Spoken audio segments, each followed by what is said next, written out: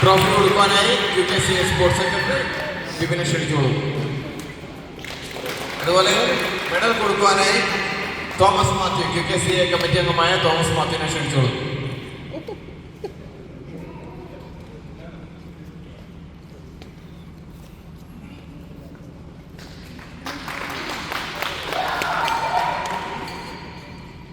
Congratulations Solomon Smithu.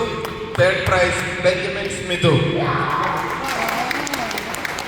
Trophy കൊടുക്കാനായി QKCVL President Stephen and medal കൊടുക്കാനായി QKCVL Secretary Jimon. ഇവരെ ക്ഷണിച്ചോളുന്നു.